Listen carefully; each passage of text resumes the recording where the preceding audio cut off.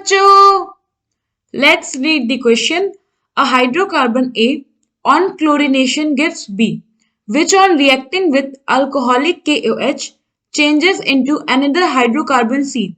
The latter decolorizes Beer's reagent and on ozonolysis form formaldehyde only. A is option A methane, option B ethene, option C ethane and option D butane. तो question में क्या कह रहा है, हमारे पास एक hydrocarbon है ए, उसको जब हम क्लोरीनेशन कराते हैं तो हमें मिलता है बी, बी को हम रिएक्ट कराते हैं अल्कोहलिक KOH के साथ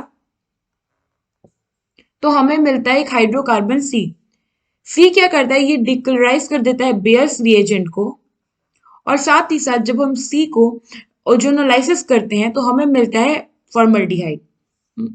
सो इसको समझने के लिए हम पहले क्वेश्चन के गिवन इक्वेशन को लिखने की कोशिश करते हैं। सबसे पहले हमारे पास है ये एक हाइड्रोकार्बन,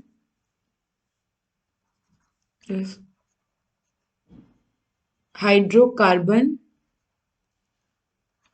ए का हम क्लोरीनेशन करते हैं यानी Cl2 कर रहे हैं इन प्रेजेंस ऑफ हीट, तो ये हमें मिलता है बी, बी को जो हम लोग ट्रीट करते हैं अल्कोहलिक KOH के साथ तो हमें मिलता है सी, सी को हम जब ओजोनोलाइसिस करते हैं O3/H तो हमें मिलता है formaldehyde HCHO।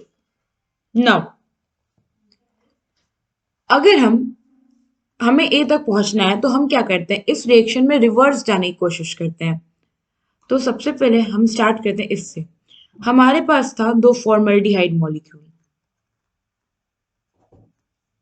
Let me right this with clear, ये HC1OH, ये HCHO होता है हमारा फॉर्मल्डिहाइड। अगर हम इसका रेट्रो ओजोनोलाइसिस कर दें,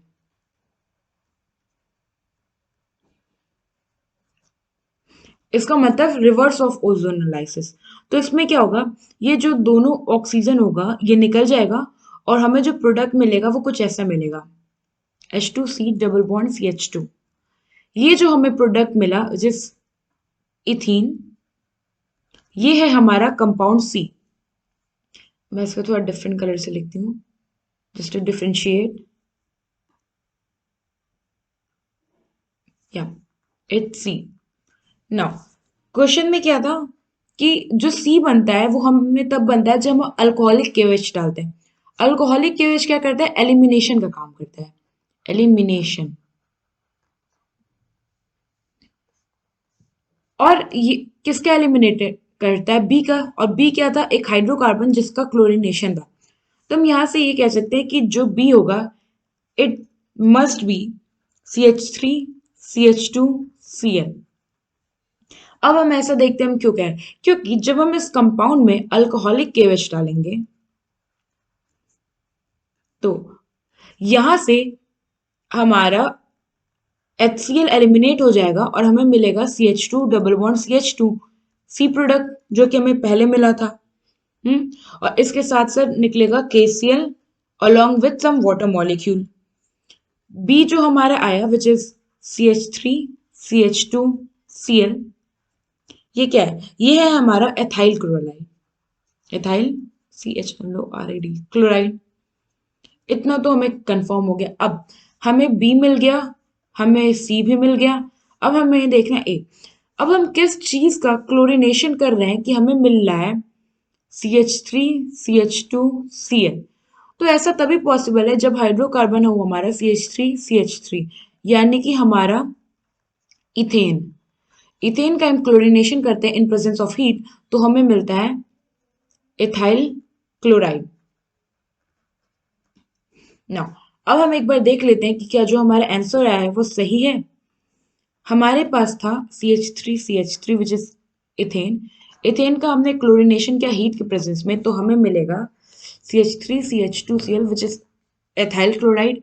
इस एथाइल क्लोराइड में अगर हम अल्कोहलिक KOH डालते हैं तो यहाँ से HCl एलिमिनेट कर जाएगा और हमें मिलेगा CH2 double bond CH2 which is C हमारा इथेन।